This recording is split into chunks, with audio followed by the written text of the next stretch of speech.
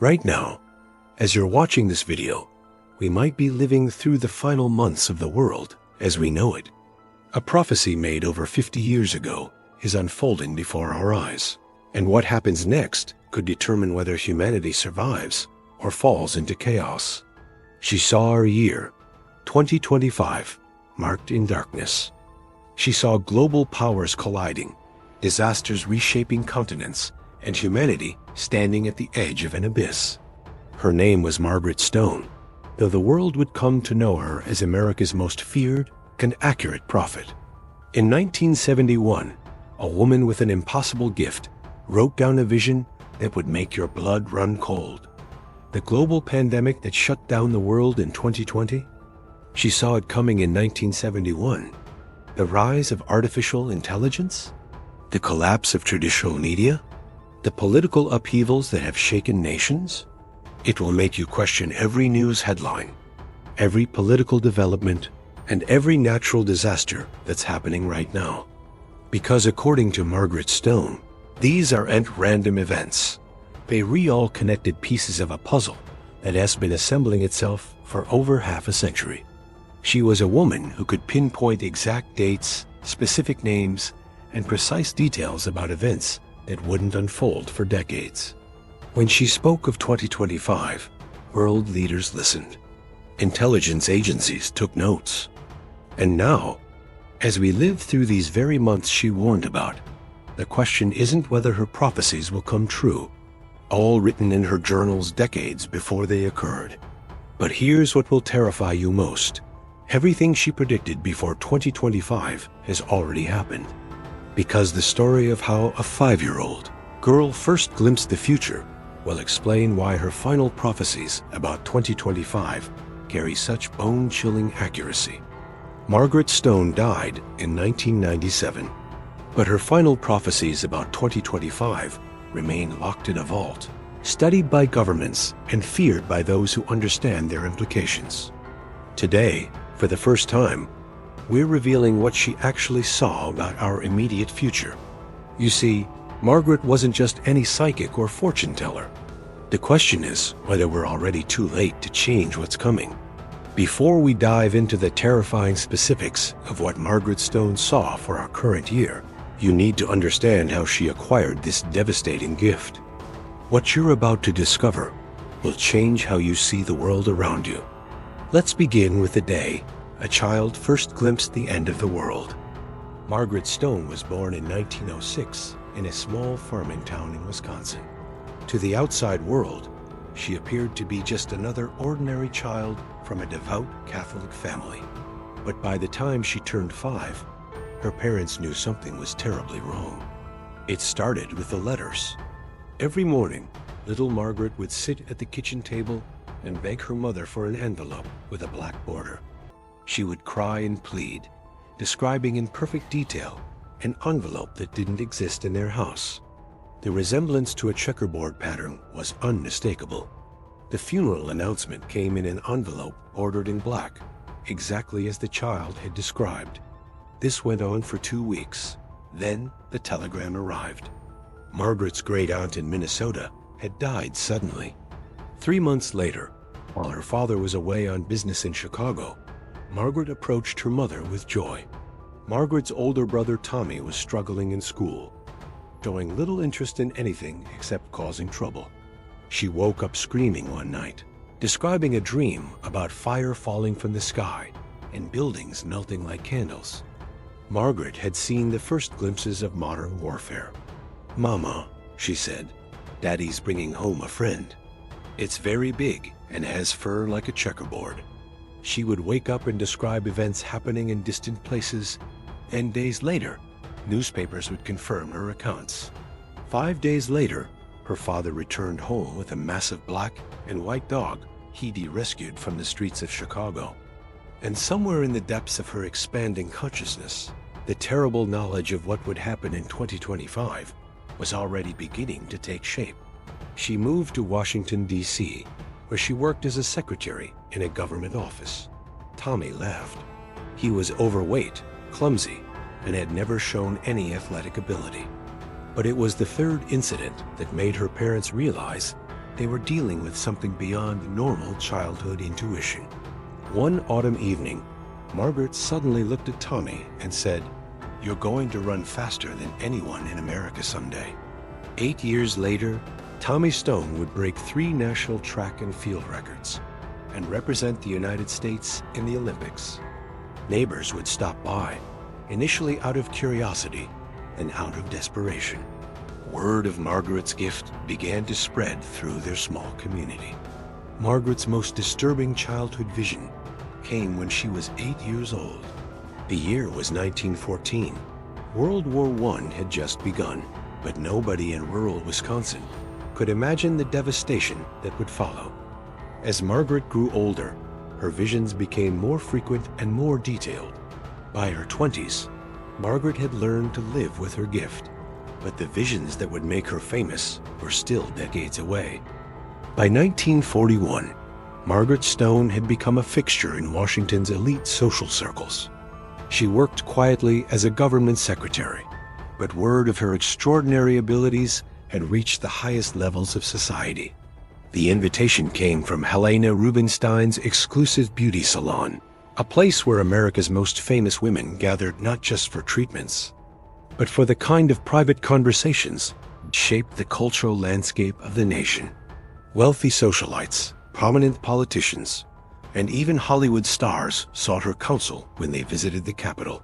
It was on a cold January morning in 1942 that Margaret received an invitation that would change everything. She had learned over the years that people rarely wanted to hear about their own mortality, especially when they were at the height of their success. "I know this might sound strange, but I need to warn you about something." Her schedule was packed, and she had no time for eccentric strangers. "About you. About danger. Please, whatever you do, don't fly anywhere in the next month. I see metal twisted like ribbons. I see fire. I see mountains covered in snow. If you take that flight tonight, you won't survive it." But the vision had been so vivid, so insistent, that she couldn't ignore it. "I have the best pilots money can buy. The aircraft is brand new. Nothing is going to happen." On it, she had written a name in her careful handwriting. She handed it to Victoria without saying a word. But something in Margaret's eyes made Victoria pause. There was a certainty there, a depth of knowledge that seemed impossible for a stranger to possess. "We haven't announced the tour publicly yet." Sitting in the VIP section, surrounded by an entourage of stylists and assistants, was Victoria Sterling, one of Hollywood's brightest stars. Victoria was at the absolute peak of her career, having just signed the largest movie contract in Hollywood history. They took off into a clear winter sky, heading toward Chicago in what should have been a routine flight. She was beautiful, wealthy, and seemingly untouchable. Victoria Sterling, Captain Morrison, and 2 other passengers were dead. The newspapers ran the story with Victoria's photograph prominently displayed, just as Margaret had foreseen. The search began immediately, but the winter weather made it nearly impossible to locate the crash site. The date on them is January 18, 1942. The headline reads, "Hollywood Star Dies in Mountain Crash." Margaret rarely accepted such invitations, preferring to keep her gift hidden from public scrutiny. But something had been troubling her for weeks. The aircraft had been in perfect condition. The weather was acceptable for flying. Captain Morrison was an experienced pilot with an impeccable safety record.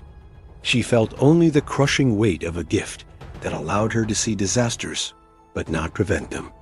This wouldn't be the last time she would watch helplessly as her predictions came true, knowing that her warnings would go unheeded until it was too late. There was no mechanical failure, no pilot error, no external cause for the tragedy. Written there was the name of her pilot, Captain James Morrison, a man she had hired just 3 days earlier.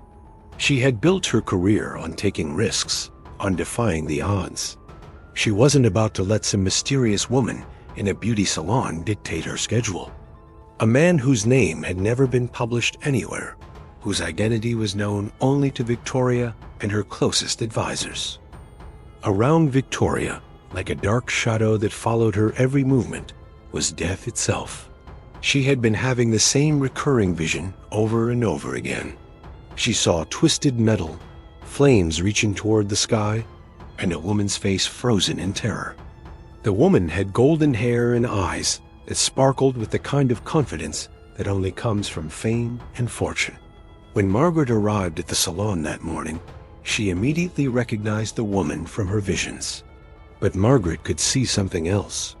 Margaret approached slowly, her heart pounding. "Excuse me," Margaret said softly, interrupting Victoria's conversation with her publicist. Victoria looked up, slightly annoyed at the interruption. She was scheduled to fly to Chicago that evening for a war bond rally, then continue on to several other cities. "I've been having visions," Margaret continued, her voice barely above a whisper. Victoria's publicist immediately stepped forward, ready to have this strange woman removed from the salon.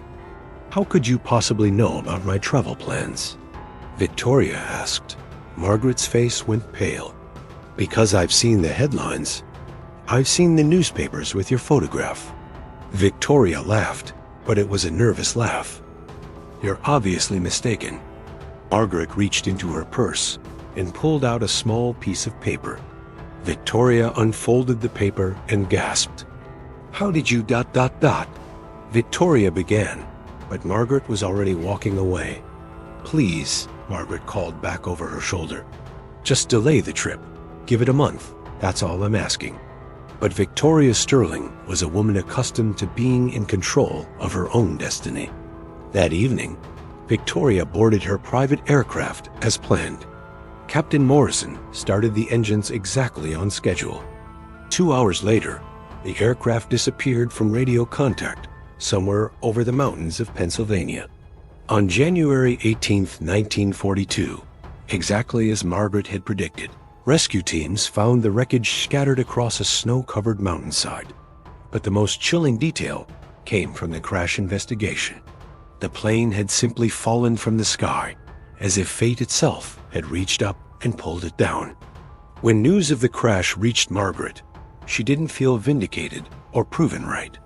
The Hollywood tragedy had made Margaret Stone's reputation, but it also marked the beginning of her most dangerous period. Word of her abilities reached the highest levels of government, and by 1943, she found herself summoned to meetings that would have been unimaginable just years before.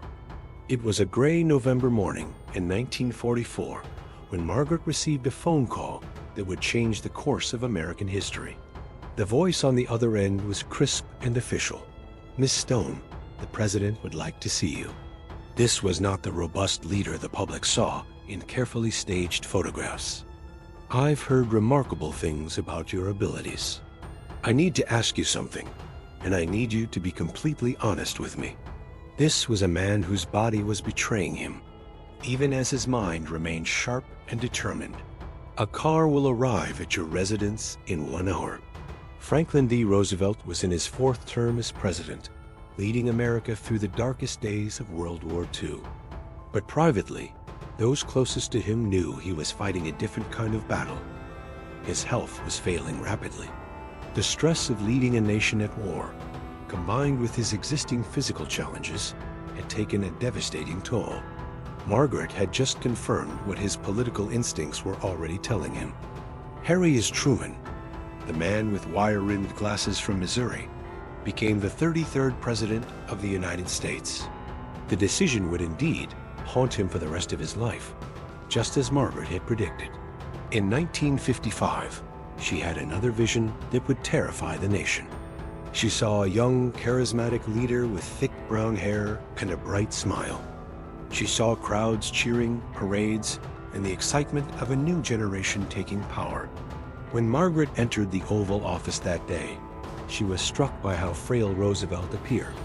She saw a flash of light, screams of terror, and blood spreading across pink fabric. She began having recurring dreams about Dallas, about motorcades, about a grassy area where danger lurked.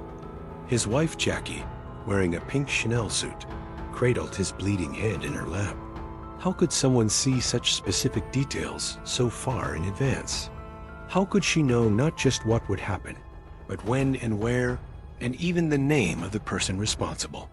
Within hours, a suspect was arrested, Lee Harvey Oswald, a name that perfectly matched Margaret's description from 7 years earlier. She saw the same curved letter at the end of a name, over and over again.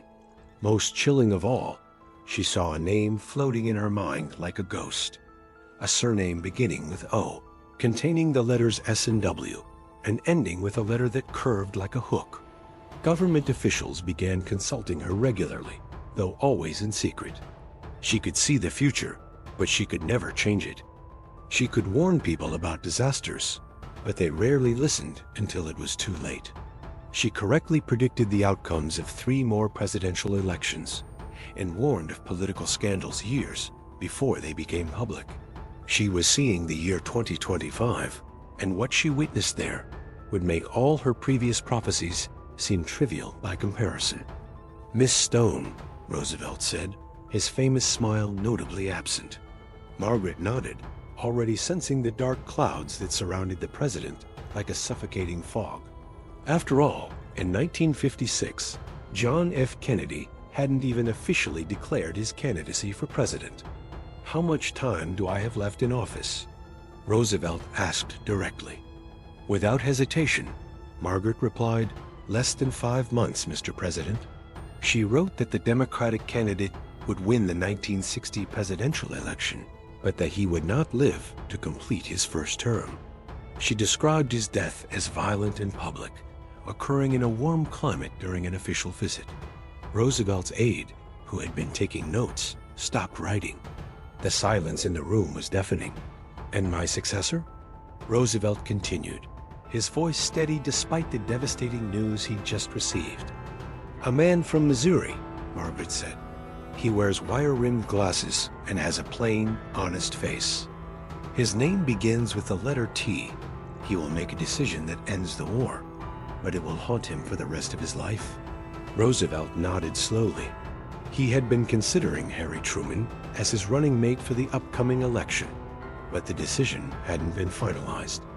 On April 12, 1945, exactly 4 months and 3 weeks after that meeting, Franklin D. Roosevelt died of a cerebral hemorrhage at his retreat in Warm Springs, Georgia. 3 months later, President Truman authorized the use of atomic weapons against Japan, ending World War II, but beginning the nuclear age.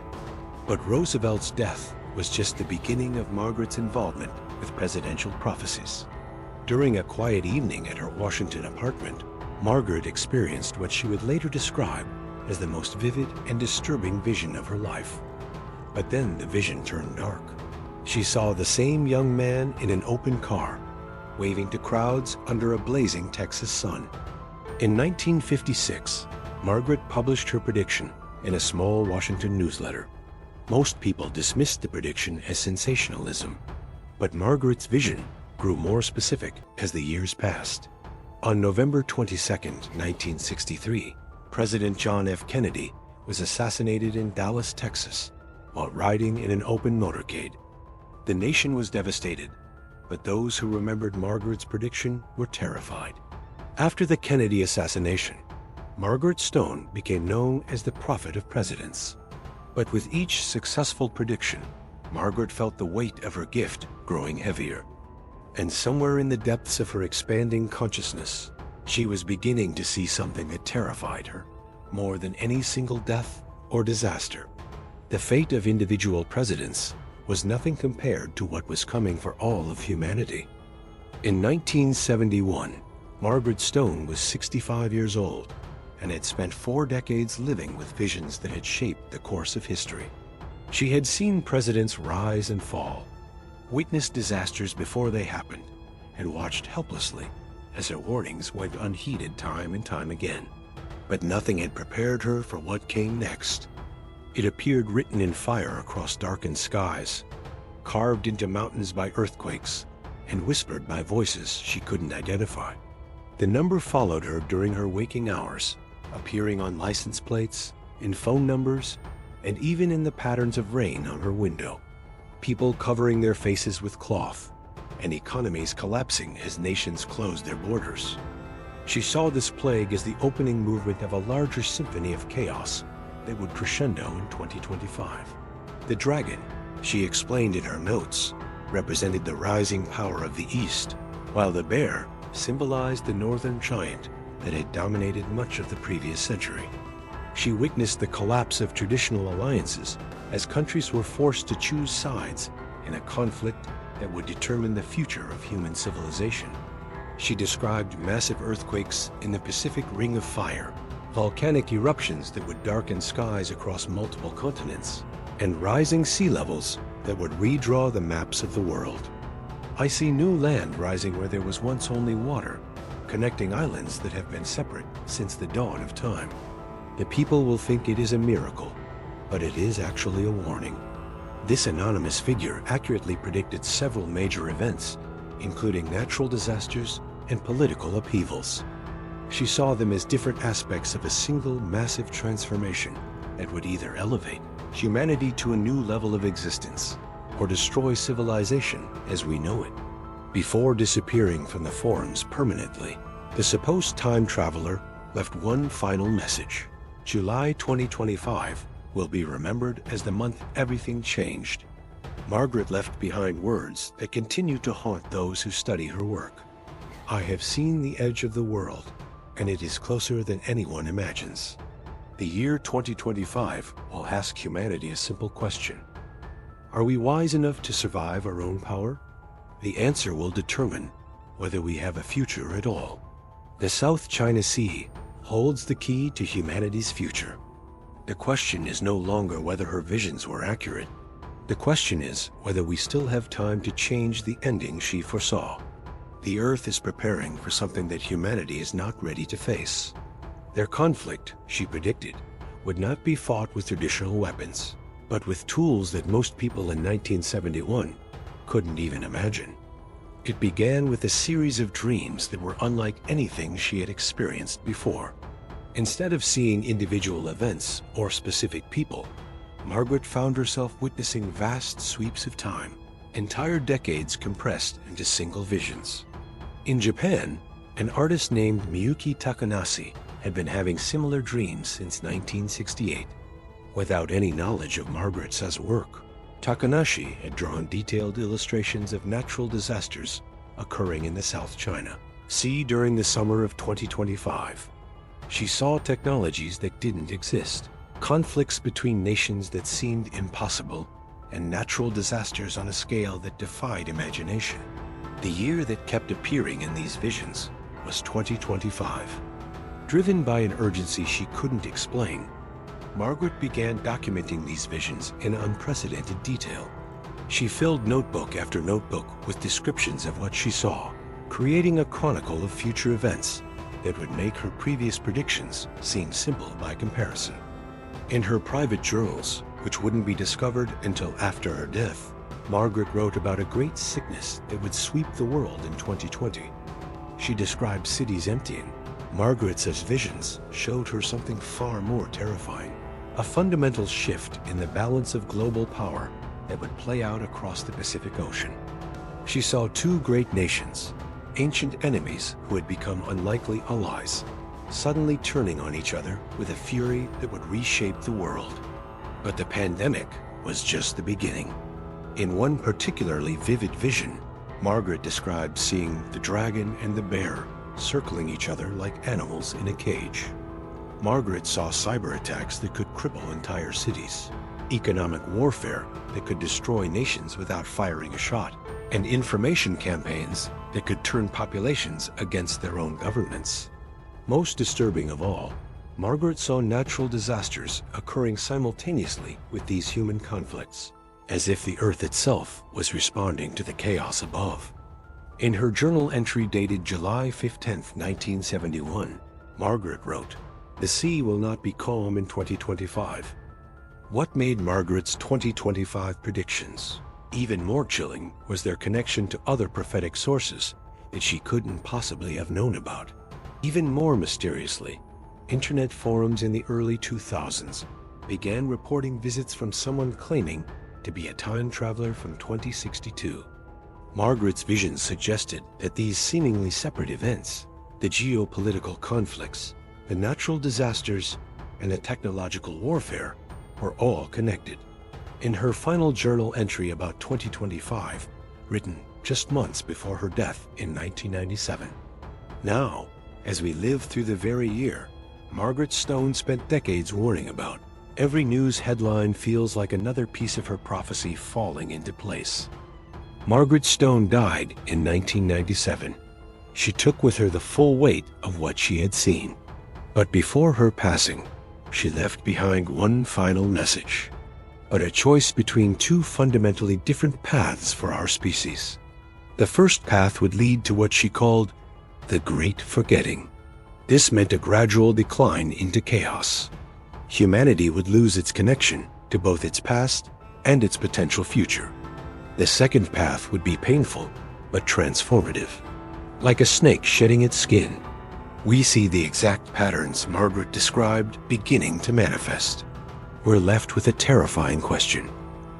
Are we simply witnesses to an inevitable future? Or will we discover too late that the future she saw was never really a prophecy at all? The world Margaret Stone saw in her visions is the world we're living in now. What happens next will determine everything. Whether her prophecies become our reality, or remain forever locked in the realm of possibility. The mystic prophet may be gone, but her final message echoes through time. Future is not fixed, but it is fast approaching. But a warning we failed to heed. Or do we still have the power to choose which path humanity will walk? Margaret Stone believed something important. Even in the darkest prophecies, human choice remained the most powerful force in the universe. This message has haunted researchers for decades. In her last recorded interview, she spoke just weeks before her death. Margaret spoke with a clarity that seemed to pierce through the veil between worlds. The events of 2025 had already been set in motion decades earlier. According to her visions, the seeds had been planted in the 1980s. They were watered in the early 2000s. They would finally bloom in our current era. Every major technological advancement was building toward this moment. Every shift in global power, every natural disaster. She spoke of a choice that humanity would face in 2025, not a choice between nations or ideologies. What makes this prophecy particularly unsettling is simple. Margaret claimed the choice wouldn't be made by world leaders. It wouldn't be made by governments. It would be made by ordinary people in ordinary moments. The cumulative weight of millions of individual decisions. She saw families torn apart by information they couldn't verify. Communities fracturing along lines that had never existed before. An entire generation losing faith in the institutions their grandparents had built. The most chilling aspect of Margaret's final prophecy was this. Margaret's final words in that interview were the most cryptic of all. She looked directly into the camera. She said that those who survived what was coming would look back on 2025 differently. Not as the year everything ended, but as the year everything began. She spoke of humanity emerging from this period fundamentally changed, either elevated to something greater than it had ever been, or reduced to something far less than it once was. Today, we watch the news unfold around us. The clock is ticking toward 2025. According to Margaret Stone, the choice is ours to make. The question is simple. Will we make it in time? As we stand at this crossroads, one thing remains certain.